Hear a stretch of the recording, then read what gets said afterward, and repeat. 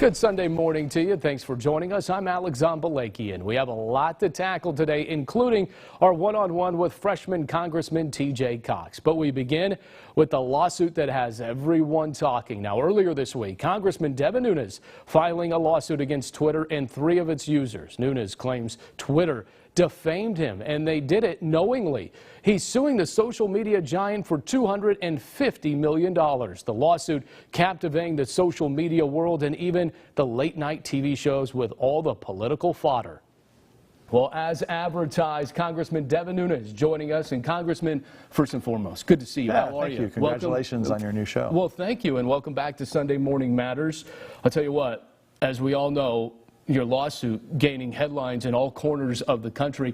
Even the Washington Post kind of making a little bit of a pun on this, saying, quote, their headline, Devin Nunes is having a cow. Obviously in reference to the Devin Nunes cow Twitter user. But this is no joke here. This is a $250 million lawsuit that you filed in a Virginia courtroom in Henrico County. First and foremost, this has been in the works for some time. These things just don't happen. Yeah, so what this is about, this is part of the cleanup that we have to do as part of the Russia investigation. So as people know, we conducted a 2-year Russia investigation. During that time frame, there were a number of media outlets who were engaged in fake news stories, defamatory stories, slanderous stories. And so as part of finishing up our investigation, we have really no place to go other through taking civil action. And so I'm the best person in position to do this because I was, as chairman and the top Republican now of the Intelligence Committee, we have to bring this in a civil matter in order to clean it all up because there's so much disinformation and defamation that occurred, which is a legal term. But the bottom line is that you can't just try to obstruct a congressional investigation by relentlessly putting out false and slanderous information. So we're starting with Twitter. Twitter, as everybody knows, has a special deal. They are not treated like your news company that you're a part of. So they're given a special deal, and that's how most people receive their information is through Twitter. $250 million. How do you come up with that number? Well, it's kind of the going rate right now when you take on somebody this big, because this could get tied up for many, many years. And so it has to be enough that you could sustain a long legal battle. Well, as we all know, the Devin Nunes cow account, ever since the lawsuit was filed, it only had about 1,000 followers prior, and now it has close to 600,000 here. So their audience has just grown enormously because of this. Did it kind of backfire here in drawing more attention to what they're doing? Well, that's not the case. So what you see happening is that, and this typically happens, is that the extreme left wing is taking this and making something that it's not. The complaint is not about that. The complaint is that Twitter is not acting appropriately. They're allowing defamation and slander to occur. And people that are promoting that they can have all the fun they want, but the bottom line is that we're going to hold them accountable. It sounds like there's going to be, I know that you're kind of spearheading this, but it sounds like this is a bigger class action lawsuit. How many more people do you think are going to be climbing onto this lawsuit against Twitter? So we're starting with Twitter, and that's what I would encourage people to just go read the complaint. It's a 40-page complaint, and you can find it on the internet, and you'll read that exactly what it's about. And so this is the first of several more to come. The remaining will be going after specifically your traditional media companies. So you felt like this is a personal attack against you, too. Defamation against what you're doing in Washington.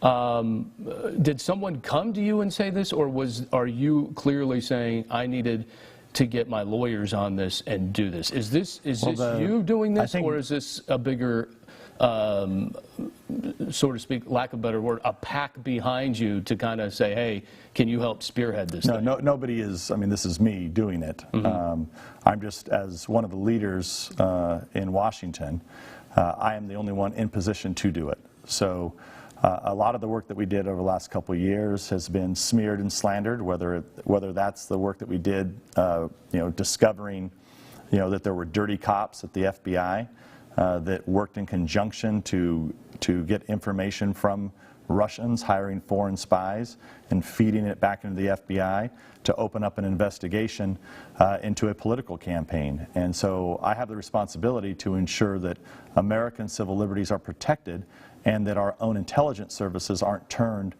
on innocent American citizens, especially political campaigns. I mean, that's the type of stuff that happens in banana republics. Twitter, have you heard from them?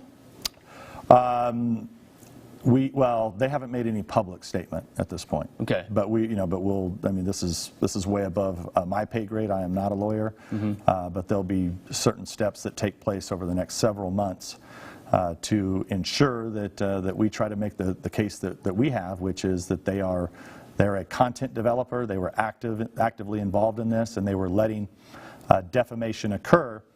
And I want to make sure people understand that the issue here is that my Twitter account, people couldn't see it.